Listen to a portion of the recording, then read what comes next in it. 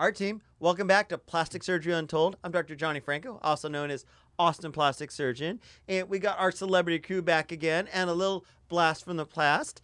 Megan Parkin, thanks for joining us again. Hey guys, thank you for having me. We're going to catch up what's been going on in your world travels of why you've been MIA for a little bit. But before we get to that, let's do the usual suspects. Celebrity anesthesia, what's going on in your life? What's up, guys? Good to be back in the studio.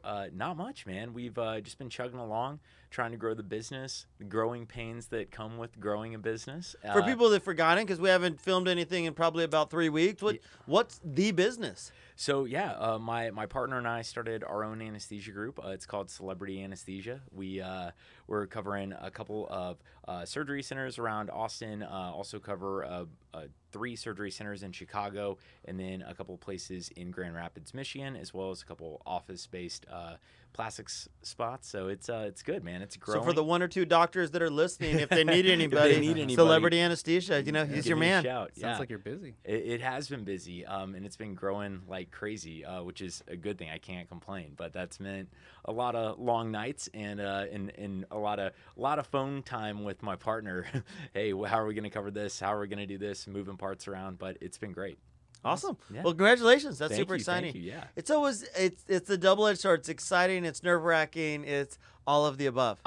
I completely agree with that, and you and I have talked in the past.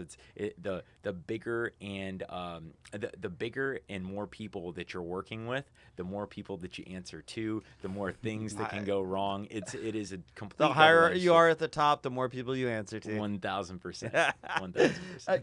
Gilbert, Austin's most beautiful man, and you're looking rather damper, if you will, today. What's going on? Not much. You and I, just got back from the annual aesthetics meeting, ASAPS, in Miami. So still kind of coming off that high. It was pretty fun. You still got a great tan going on, by the way. Don't say that. I don't say that. I work in a dermatology office. Man. Can I tell you? So we were all coming back at the same time on a Sunday, and then Gilbert says, "Hey, I want to stand next your day because there's a couple of courses I want to see that'd be great for my career." And I was like, no, I love it. You're a hungry bear. You want to learn as much as you can. Yeah, dude, do it. So I land in Austin probably about 6, 7 p.m. I was like, hey, how are all those courses? He's like, oh, I just made it to the pool. Those courses did not quite work out. Yeah. Well, in my defense, Johnny sabotaged me the night before. We went out with some of his friends and fellow residents from his residency at St. Louis University, and they gave me a little too much happy juice. Too much happy juice. I was sabotaged by John. If there was one thing that you were going to tweak about your practice that you learned at the annual meeting, what would it be?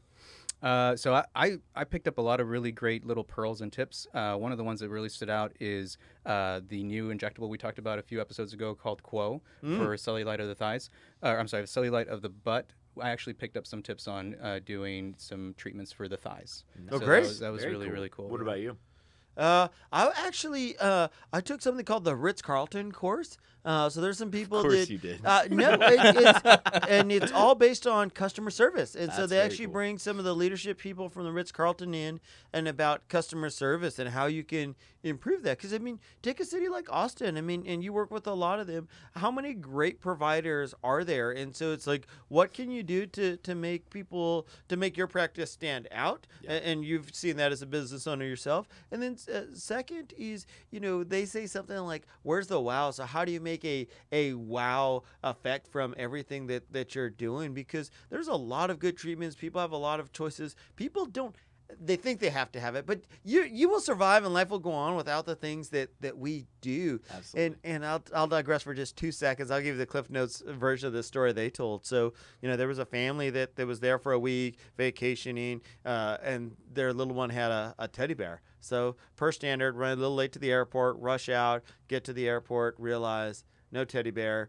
Child has a meltdown, calls the hotel, says, hey, left our teddy bear. And so security lost and found, where you typically get transfer, goes, okay, let me go check your room. Get to the room, no teddy bear, room service already come. But guy didn't give up, goes down to the laundromat, finds the teddy bear in the big old bin of towels and other stuff, calls him, says, hey, don't worry, I found the teddy bear. let me just confirm that this is the right address for you. I'll overnight it to you all so you can get it tomorrow. We'll take care of everything. Don't worry about it. Oh, wow. That's big time. It'd be big time, but he didn't stop there. Guess what else he did? Have any of you heard the story? You've heard No, the story. I before. haven't heard this. Have you heard this? No. So then what he did, because that's great and that's good service, Yeah. but that ain't wow. You're not going to remember that endlessly. What you are going to remember is he took the teddy bear around the entire resort, took a picture in every spot with the teddy bear, wrote a card and made a little book about it and put it in there and said, from the teddy bear's perspective, I was having such a good time. I decided to stay one extra day. I'll see you at home. Kind of like Oh me. my Sounds like God. Gilbert. Just like Gilbert. Just like Gilbert. Except nobody Gilbert found me. Gilbert should have sent us pictures of him all over the Having a great hotel. time. Except nobody found me and took pictures of me. But the thing was, it was just funny how just a little extra effort Sure. is something that they will never forget. They talk about these memorable moments. How do you make a memorable moment? And it's funny just because you see some consistencies. I don't know if you guys have ever been to the Mayo Clinic in Rochester, and why would people fly to Rochester to get their treatment? You know, one of the things they do is if you're employed there and somebody asks you where something is, you're not allowed to point. You have to physically walk them to that next wow. spot. And so it's little stuff that stands out, and these are things that don't cost you anything but a little bit of effort and time, you know. And so I think there's a few things that we're trying to implement that we could definitely do better in our practice, and I don't think we do a bad job, but you can always get better. And it was so interesting to just see this culture that they try to install. So that was my big take home. That's awesome. I think that's huge. But enough about me. Megan, catch us up. I feel like we haven't talked to you in forever. And so what's been going on? What's new in your life? And what's going on? Yeah, hey guys, I'm glad to be back. Man, I feel like I've been doing a lot, but at the same time, nothing in the same way, which is very weird. But I just got back. I feel like that was 2020. Right, yeah. I just got back from Cancun. I went for a little work trip. No wonder you got the same tan as Gilbert. And I was able to photograph a bunch of my denim pieces, and I'm gearing up to actually start selling on South Congress. For people that haven't listened in a while, catch us up, because you were just starting the denim business, Right. I think last time you were on. Yeah, so I was just getting started, and I was really excited to do festivals, Coachella, all that. And then, of course, with the shutdown and everything, it kind of all changed. But I've had more time at home to kind of work on different things and kind of rework some pieces and figure out kind of a more curated style. And like I said, South Congress is about to start doing their pop-up shops on Sunday for vintage. So I'm going to start selling down there. So I'll actually be in person, and people can come by the booth and check out everything. What's the name of your brand, of your line? So it's called Loved You Yesterday, and I did a big shoot for my website and everything, so we're getting that all running and going, but it's going to be really cool. And then You want to give your website a shameless plug? Yeah, so it's just Loved You Yesterday on Instagram, and then that makes sense. It's going to be the same thing for the website.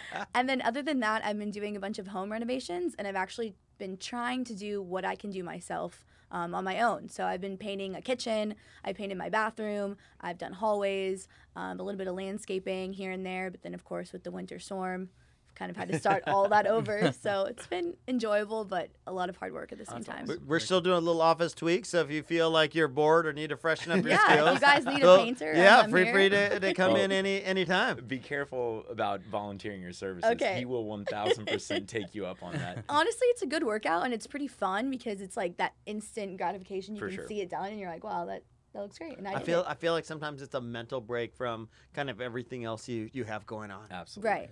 But let's jump into it. And one of the reasons we invited Megan back and asked her to come join us is today we're talking about a couple different things, but really kind of how social media, internet is involved in aesthetics, plastic surgery. We really want to kind of talk about this from both sides, both from a patient, from an influencer, from a plastic surgeon standpoint. And I think there's so many topics there. We've talked a little bit about it in the past, but we wanted to kind of readdress it because I think, if anything, COVID and some of the downtime, I think the Zoom, the social media stuff over this kind of being isolated has really taken off. And I think people have never spent more time on their phones on some type of video conferencing than they ever have before. Yeah. It's been good and bad. Right. We've definitely seen some different questions, some different things in the office. And I know as you doing a lot of your stuff online, I think you've seen it from both perspectives, as an influencer, as a patient, as someone that has shared a lot of your journeys on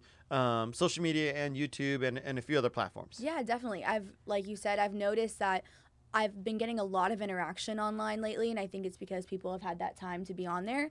So I've been getting a lot more questions, and then also with that can come some hate and some people that have negative things to say. So I wanted to kind of talk today, I guess, about the social pressures of, being a woman and wanting to look good, feel good about yourself, but at the same time, understanding that you're doing this for yourself and you don't need to listen to outside voices and outside opinions. And that's kind of always going to be there. I think with anything in life, you're always going to have people that disagree, but making sure that you have your head in the right space when you're doing anything cosmetic, I think, is important. One of the things that I've seen that's become super popular in plastic surgery, and I don't know how familiar you are with some of these, if you were involved in any of them, there's these Facebook groups, there's some Instagram group stuff, and dolls is one of these things that tends to be super popular with kind of whatever surgeon's name.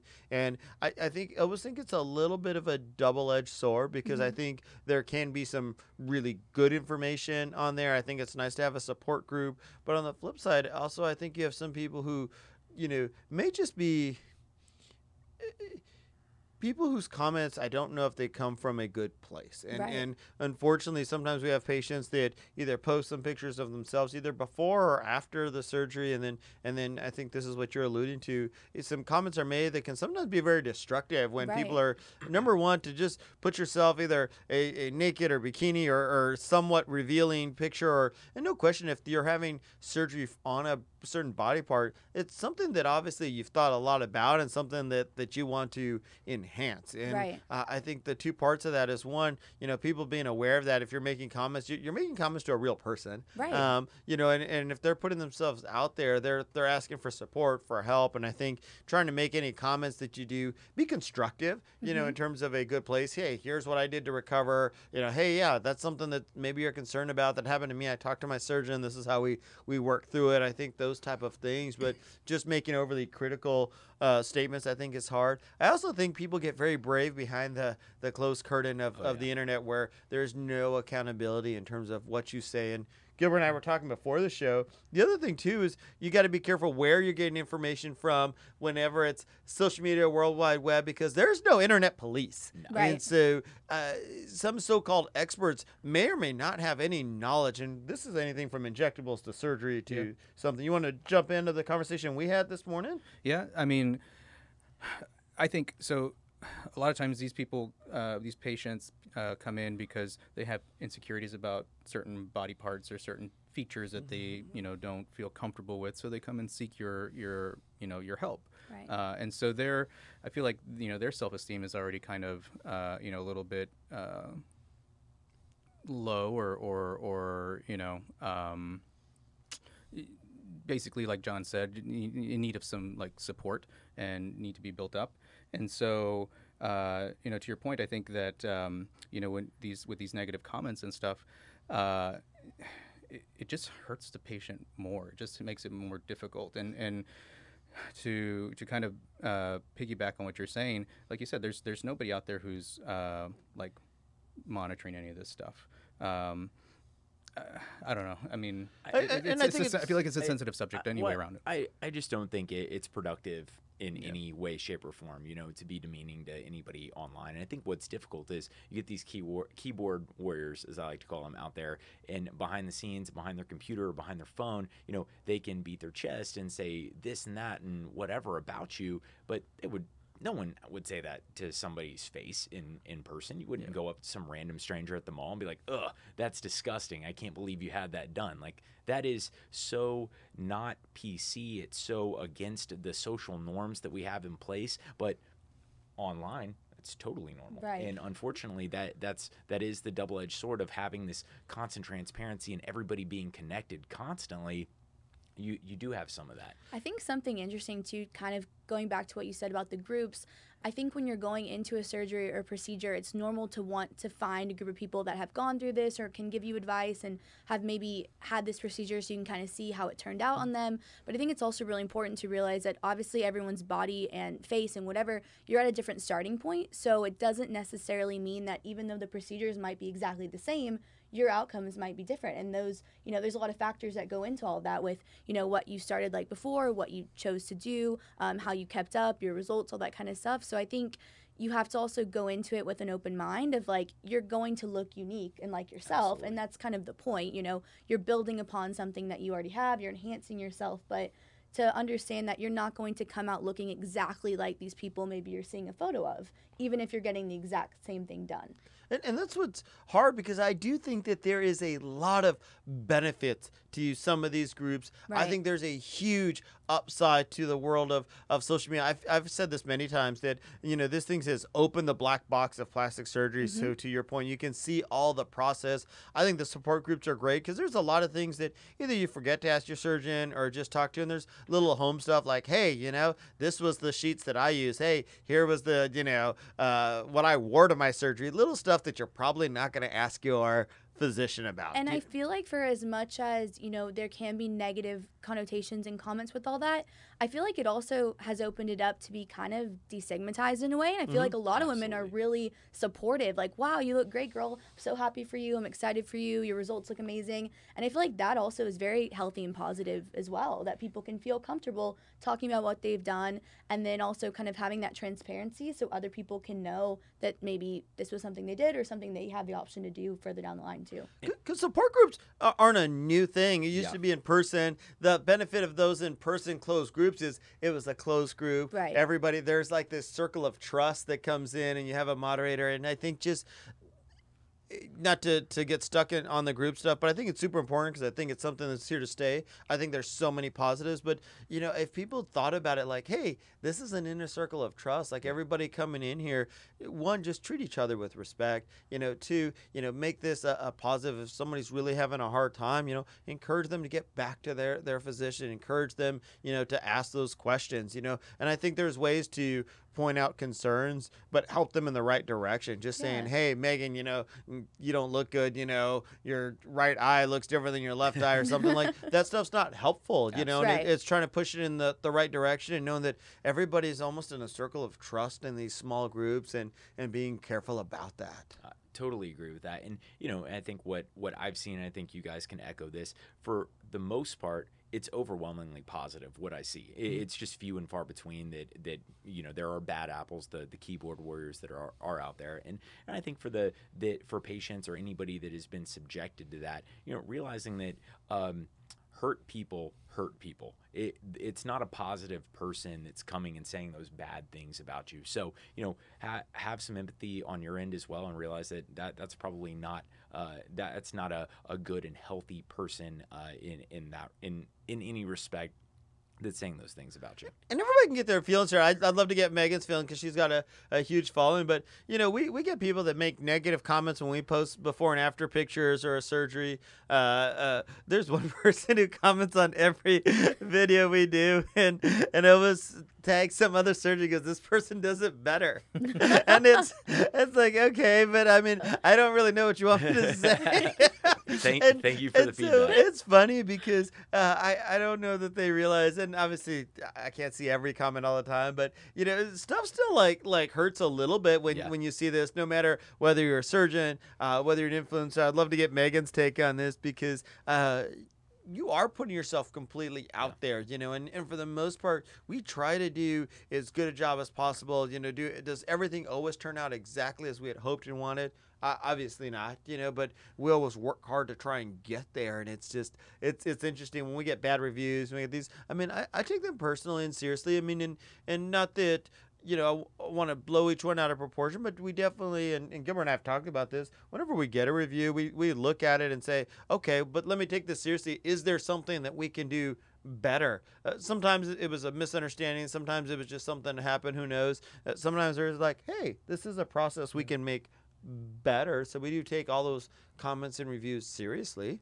And sometimes it's not even related to the outcome. It's related to their experience, you know, in Where's the wow? office. Yeah. An emotional service can be good or bad. Yeah. They want the Ritz-Carlton treatment. They do want the That's right. Ritz-Carlton. That's right. It's much easier to have a negative outcome than a positive in terms of service. Yeah. I feel like service is the most common reasons that you get comments, review stuff from a business standpoint, because most of the time, I tell our office staff this all the time. You never know what's been going on in a person's life when they come in. And as an anesthesia provider, you see this all the time because they tend to open up to you guys. I don't know if it's because they think that you're the holder of the key, and which you kind of are sometimes. But you just never know. Sometimes people are upset on the phone. Sometimes people are angry, and you don't know. Maybe their dog just died, and they're just having a bad day. And so I always tell people, be careful because you never know what's going on the other side. You really don't. Megan, have you noticed or have you had people be negative to you on social media, and how have you kind of handled that? Yeah, I think kind of earlier to what we said, I mean, I think it's human nature to, when people say nice things, it feels good, but at the same time, Please say nice things to us. Right. One negative comment or one bad thing can really stick in your mind. And I think, there's a lot that goes into it, but I think you have to work on building up your own self-confidence and realizing that someone saying something negative about you doesn't define you. And also realizing when you are being open about these types of procedures or surgeries, people are going to have opinions just, about everything. So I think for me, it's been a journey to realize that, sharing my breast enhancement journey, I got so many positive comments and private messages of people saying they were nervous about this or they'd been considering it. And I was really someone that helped kind of talk them through it or walk them through the process. So I feel like kind of really reminding yourself to dial back in on those positive things and the people that you're helping, I think then you can kind of trick your mind to kind of put those negative ones out of sight, because in reality, me being open about it, I'm trying to help people. So for the people that is serving in a good, positive way, I think that's what I really try to focus on. That definitely makes sense. Can we switch gears maybe to the other side and love to get Megan and Gilbert's thoughts on this? Because what I've seen, especially with injectables, is there's been a lot of trends that have come in, and recently did an article for a magazine where, asking about some of these trends, and you've probably heard of some of these, the doll face that comes from, some of the filters, other things online. There's the Russian lips, I'm sure you've heard about, and those are just a couple of the Fox eyes. The fox eyes is another one. What are your thoughts about this? Like, because where they stem from, how you handle patients that come in with those from an influencer, Right. how do you send a realistic image? Because I think sometimes people see these filtered pictures, these airbrush images, and, people want to hold themselves at a standard, and I tell them it's not normal to be 75 and not have one single wrinkle line on your face. Like that doesn't look normal, and that's not real life. Yeah. And do you think as a doctor, does it come down to more of a style that you like to uphold? Or if someone comes in with something that's very trendy and maybe a very certain look, are you someone that's open to doing that? Or are you more kind of in terms of things that look more natural or things that fit their face better? How do you go through if someone finds something really trendy online and wants it done? I think there's a lot of pieces to that, and depends on, whether we're talking about something temporary, more like fillers, Botox, Right. something like that. I think it really depends on the age of the patient. I also think it depends on, if we're doing something more extreme, something we'd have to have multiple visits about, and making sure that we're doing it for the right reasons, that somebody's in a good state, that we actually know where we're getting to. And Right. typically making slower changes than some drastic change right off the bat. I think age is a big one, making sure people are old enough to make a good decision. Also that it's not something that somebody's just coming in, hasn't thought about, hasn't been to a good spot. We definitely see people who are coming in to make a drastic change after a bad breakup, whether it's a divorce, a separation, just a breakup from a significant other, because things really need to be for yourself. If you think this is going to salvage a relationship, a marriage, a job, or something like that, not the right reasons, and it's not going to fix it. Right. So I think there's a lot of conversations that have to go into there in terms of getting people to a good spot. But to your point, and our tagline for our practice is a more beautiful you, because it's just trying to enhance people's natural beauty and not change, especially your face. I feel like that's something you don't want to change. You just want to freshen and enhance. Gilbert, your thoughts? Yeah, no, I agree. I think the filters sometimes give patients an unrealistic sense of what's normal, or what most people can kind of achieve with some of these treatments. So I think that there's kind of like a fine line to follow with some of these filters and trends and stuff. I think if we can just make sure that the patient and the practitioner are on the same page with what outcomes they're hoping to achieve, I think that's the safest way to kind of approach this. Making sure that you talk to them, educate them, and just make sure that everyone's on the same page. Because sure, we can flip your lips out and we can make them really big and full, but not everyone is the same, and these filters sometimes make people get this unrealistic sense of what can be achieved, I think. Have you had people come into your office asking for some of the fox look, the doll eyes, the Russian lips? I and those personally things? haven't. I think our patient demographic's a little different than your patient demographic. Mine is a little bit of an older population, when it comes to like fillers and stuff. You think that's because of the little salt and pepper in your beard, or maybe. It's interesting. You've got a little bit going on yourself. Yeah, mine's high and tight. No, but I think a lot of these trends are kind of more commonly seen in a younger demographic. Like you said, the Russian lips, the fox eyes, the what you call it, the doll face. I have patients that are a little bit older that just wouldn't look appropriate on. So I think it just depends. I personally don't get a lot of it. If anything, I maybe do a little bit of not a true Russian lip technique, but a little bit of lip tinting when I do fillers on lips for a few of my younger patients. But I don't necessarily promote it as a Russian lip technique. Okay. Yeah. And Megan, what about as an influence? I mean, what as an influencer, what responsibility do you feel in terms of like when you're posting stuff and sharing that with people who are watching your journey?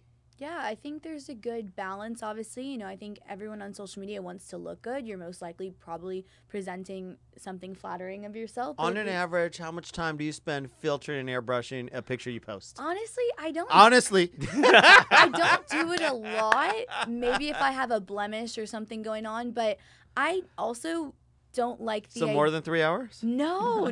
I don't like the idea also of, at the end of the day, I feel like you want to look good because you want to live your life. So you're wanting to go out in real life, meet people, do things, be in person. So I think it's also good to remember that you're going to see these people, so you don't want to look completely different online, right?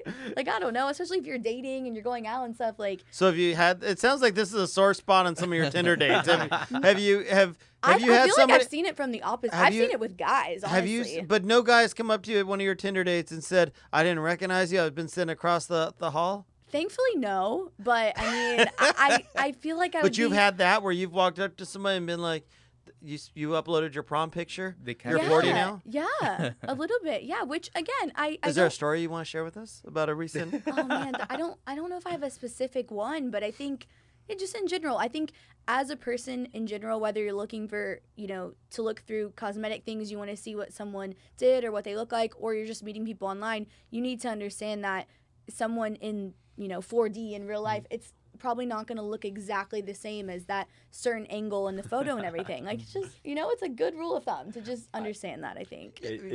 I also think certain things look better on camera than maybe in person. So even like now, like I have a full face of makeup on right now, but I'm looking on camera and I'm seeing it's not registering as much as I know that it is, because I think, in photographs and on camera, things So you're saying you look better on camera or better in person? I'm saying in person I have a lot of makeup on, but on camera it's washing me out and I don't look like I have as much on. But you guys in person are like, well, you have a lot of makeup on. But on camera, I don't see it that way. So I think that's also something I've learned with doing YouTube and taking photos, that certain things look different when they're on camera or when they're on film. So I think I always it's good to remember that. my wife at Your Trendy Therapist. Haven't hit a shameless plug for the wife in a while. But anytime that she's on stories, a lot of times she's on stories, she uses a filter. And anytime that she points the camera at me, I look at her and I'm like, I look like George Hamilton. Like, I am so tan and like my hair looks so white, and I'm just like, nobody's gonna recognize me when we go out in person. They'd be like, this guy is like looks like powder compared to his Instagram stories. All the sunscreen that the camera gives you. I do think also on that filter topic, something kind of cool. There's been one that's really popular now, and it's kind of going around where it literally is like going down half your face, and it's showing like, I guess, the fox eye and like things very lifted and like very colored in a different way, and then your actual skin. And girls are now kind of embracing that and showing just how different that really can make someone look, and like just kind of being open about that. And I think it's kind of cool that it's also transitioned into that, where people are like, they like to talk about using filters in a way where it makes it approachable and fun, and they're like, oh, you know, this is fun to use, but they're not doing it in a deceptive way, which is cool too. I think on the flip side of pictures, and we were talking a little bit about this before we got started, was but pictures and stuff can be useful when you do For sure. consultations, surgery stuff, because I think terms get used all the time: natural, round, full, Modest. lifted, you know, all these things, and it's you know, those things mean a lot of things to a lot of people, and so I've seen both extremes. So a lot of times pictures at least help get us on the same page, and a lot of times it's nice for me, and it'd be interesting to see how you do this with the injectables, Gilbert. But for me, it's nice because if somebody has unrealistic expectations of what I can do, I can straight up be like, hey, I can't get there. Or if you want, this is really where you want to get, this is going to be the path we're going to need to get there. And it may be multiple surgeries. It may be different stuff, maybe a complete different procedure. Like, hey, you're not a filler person. This is a facelift or something else. But I think just makes us getting in the same range and topic and words in terms of that. So Yeah, I do think they can be useful. Photos can really help illustrate what their ideal look is for you. So it's not as ambiguous as just big, round, high, whatever. Like they can really show you what they're kind of looking for. Agree. And sometimes people that are between a breast lift and breast dog, and when they bring a picture, Like, it really they need a lift. Yep, you need a lift, or hey, you're actually looking for something really subtle. Let's because there's been a lot of times where we've started talking about implants. They show me their wish picture. I'm like, hey, that picture looks great, and what you've sized is great, but they're not the same. You know. But let's just have a real talk, because I'd rather have that conversation before you ever have surgery than after you have implants in and we're set and we're like, oh, people are like, yeah, looks okay, but not what I had wanted. Right.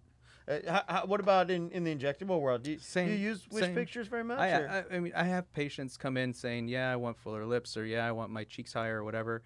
And I'll ask them, like, do you have a picture of what it is that you're envisioning? Or can you show me a picture of you a few years ago when maybe things were a little higher and tighter and stuff?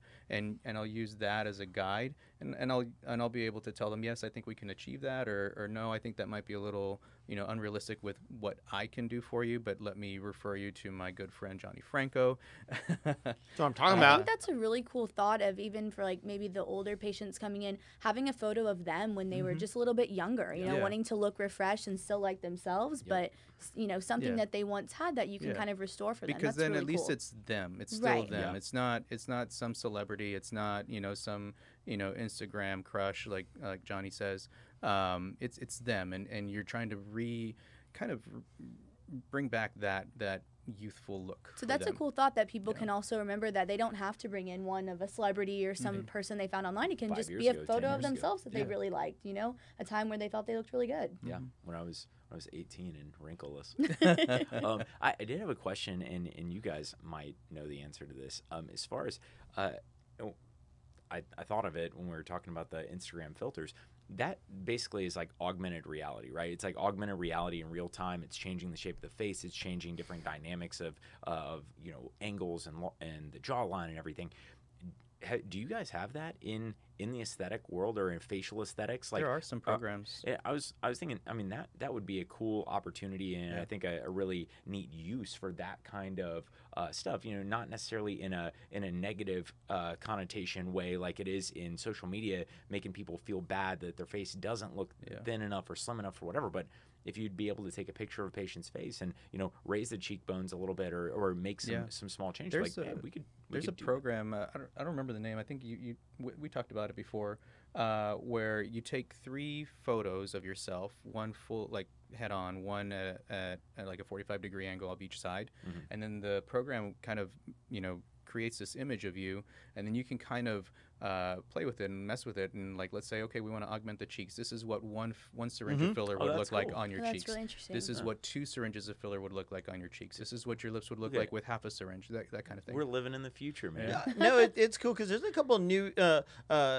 body imaging stuff, and breast augmentation was one of the first ones. Noses, because it was a little bit easier to shave and do stuff, and the technology's gotten better. At the beginning, it was really hard for face, bodies, contour and stuff, but there's 2 big platforms platforms out there that actually do a pretty good job with some of this, and I think sometimes it can be super helpful. Even with breast, can sometimes be helpful to be like, hey, this is what you would look like without a lift, and they can be like, oh, I don't want that. Okay, cool. All right, let's do it. Because it's easier to have that conversation before than after the surgery, and the patient's not happy. No question. What about you, celebrity? Do you now that you're on Instagram and everything else, do you ever get any hate at all for any of the things that you do at all? Are you alluding to anything? Nope. specific? Just asking the question. Just asking the question. I've never had a couple people ask if I even own a shirt, but outside of that, no. I mean, people have been generally pretty positive. There are always a couple of people, anytime I post a story, that'll answer negatively to a poll or whatever. Just I always fruit answer stuff. no matter what. I know you do. No You're matter the what. guy that dude. I'm talking about. I just don't want it to be 100%. I feel like you got to keep you guys honest. A little this, little that. I appreciate it. It keeps me hungry. I actually always find it fascinating to go through the poll and see what people voted and stuff. And so I know now you're always going to be a no guy. Yeah. No matter what the yeah. question is. Did I say that on your polls too? He's I'm not 100%. sure, maybe, but 100% now that I know It that, was I'm like, gonna do you look like for it. denim? No. Nope. Nope. And then Megan's like, but you're wearing denim right now. But Doesn't matter. You have a No, denim no. jacket. You have denim pants. You got He denim is the shoes. keyboard warrior that I was Okay. talking about. Franco, is that you? Is that your account? No, it's not. It's his ghost account. I mean, Factor Fiction Celebrity, you actually got a notice that you had to wear a shirt to a talk you're giving next week. I did receive that notice. That's interesting. Factor Fiction. It was Johnny that gave you that notice. That is a fact. I did. That's I did. fiction. It was actually my nurse that sent you that notice. That's fair. Yes, it was. Megan, Factor Fiction, your favorite dating app is Craigslist. Fiction, definitely. Maybe for like some home decor stuff, but not dating. But don't I didn't know think- where that was going. It's like an all-in-one site, just so you guys know, we don't get any kickback from Craigslist. Yeah, I do. I will have to say though, I have been mentioned it a lot. enjoying the Nextdoor app, which is like your neighborhood. Yeah. You can read all the gossip, and I've been seeing people fighting on there, arguing. I've There's a lot never of heard of drama. this Nextdoor app. It's What is interesting. You got to get on it. what is it for? So it basically pulls from like everyone who lives around you, and you can just talk about things, whether like someone stole your I package had a off your front package doorstep, stolen. or Yeah. there's a crazy person walking down your street, or you're wanting to There's a sell a couch fire or whatever. two yeah. blocks away. Like it's just It gets gives a you little updates. dramatic on there though. sometimes. Really? People, Wow. yeah. Neighborhood drama. But maybe this is a suburban thing because I haven't Yeah. heard about this in the It's city. It's a They it's probably a burbia have it. deal. I mean, I feel You think so? Oh, yeah. Yeah. What are you gonna? I feel like you could bring it for the high rises, all the people looking I'm out in the my windows. penthouse. I can't even see you peasants. So it's down called there. Nextdoor app. Yeah. Okay. Yeah. We don't get any money from them either, so just let you guys know. We're running a little short on time here, catching up with Megan stuff. But Megan, tell us one thing behind our segment, Behind the Bovie, as you remember. What's one little cool nugget as an influencer from behind the scenes that most people probably don't realize about their favorite influencers? Oh man. So I think Not to put you on the spot, but go. I think for me, okay, so as we were talking about editing and all that kind of stuff, I think for me, like especially for my videos, I don't script anything. So I just kind of go off the top of my head and So sort of like this show. right. And that also though really plays into I mean, we do have a script. Nobody reads it. So That's exactly right. I think for me though in my videos, I feel like a lot of people have said I'm very authentic in them and I come across the same way I am in real life. And the reason for that is I only film when I'm in that headspace. Like when I feel good and happy and I'm excited about something, because I don't script anything, I have to be passionate about what I'm talking about and feel kind of in the moment. So I think to realize that, obviously to realize everyone has bad days and some days you don't feel on and ready and even like you want to be on So camera. we should film you when you're having a negative Nancy day. Maybe. Next time you're having a negative Nancy day, you group text us. We'll come video you, and that way people can see the Maybe other that would side of actually Megan be Parkin's behind the life. movie. Yeah, Yeah. maybe. That's But, interesting. Okay. Yeah, I don't script anything, so that's how I do it. Any other behind the bovie? Celebrity, looks like you got something to say. Is No, you're I was just a gonna say- new. You're what we would call a new influencer, new to the space, if you will. A newfluencer? Yeah. Yeah. I definitely am not an influencer, but I mean, I get to see my wife doing stuff at Your Trendy Therapist. I get to see her doing stuff and working with companies and stuff, just like you do, Megan. And it's interesting how much goes into it. Right. And I don't think the layperson understands how much content creation, how much, brainstorming, prep work, stuff for shoots, like that doesn't happen immediately. And everybody's always like, oh, that influencer just wants a free meal or like, a free this for a post. And it's like, well, I mean, that took 6 hours of time of planning and going through contracts. And I mean, it's just, especially on the creative side, like coming up with an idea, a concept, kind of getting that all together and then executing it too. Yeah, I mean Gilbert's got to fake in all that white in his beard to apply to his older crowd here. That's exactly right. It's his range of his casting, if you will. If only it was fake. That would be amazing. I'd love to go back to my all dark beard. Can we do a quote of the day? Anybody? Anybody do their homework? Let's see. Ooh, don't make Megan have to pull one out of the woodworks here. I try to do them on Instagram. We're doing surgeries. I mess them up all the time. And one of our social media people, she loves to call me out every single time. She's like, is that real? Is that real? I did mess up a little bit of Albert Einstein and Sir Isaac Newton. You can go back and watch the story. I put a little spin on it. A little more. Yeah, I may have missaid who dropped an apple. When Albert Einstein dropped that apple on his head, he came up with gravity. What do you got for us, Gilbert? Take us home here. So kind of, in vein of like social media and beauty and whatnot. This one's from Sir Ralph Waldo Emerson. That was going to be ironic if you had Sir Isaac Newton when I just messed up his quote. I don't even know if he's a sir. I just want to throw it in there. That's how authentic this one is. Love of beauty is taste. The creation of beauty is art. Ooh. So you would consider yourself an artistic man. As much as you would yourself. You are both truly artists. What about an anesthesia? Is that an art? I think it's an art and a science. I think it's honestly a lot like plastic surgery in the sense that you have some set starting points, but how you get there and the way that you get to an end point, you can be creative. It's kind of what the patient needs. It's how the patient presents, and very similar to aesthetic surgery. Awesome. Well, I think this was fun. This was great. Yeah. Megan, I appreciate you joining us. This was absolutely fabulous. So I hope we shed a little bit of light on some different stuff. I think some take-home messages here, and we'll go around the horn really quick, is one, I think some of these chat groups can be super helpful, super beneficial. Just asking people, please be mindful, be constructive, help one another. Most of the people that are coming in there, it's because they're going through this is a big change, a big transition, a big important time for people. Most people have thought about this for a long time. Support each other, help each other in the right direction. Agree. Definitely agree. Megan, anything? I think for me, just, understanding that all these cosmetic treatments and enhancements as well as surgeries, they can be fun and exciting, but at the end of the day, you need to be happy with yourself on the inside before you start changing the outside, because if you're only doing that, you're never going to get to that true point of happiness, because it really does. It sounds cheesy, but it comes from within. So I feel like that's an important thing to kind of work on too. For sure. I mean, got to do it for the right reasons. And right. So appreciate that. So awesome. Well, I appreciate having you. Appreciate having these guys coming so good back. To see you again. Yes. And that's it for us. Please tune in to Plastic Surgery Untold, wherever you get your favorite podcasts, iTunes, Spotify, iHeart, Pandora. So we're everywhere. Thanks, guys. We'll see you. Bye. Bye.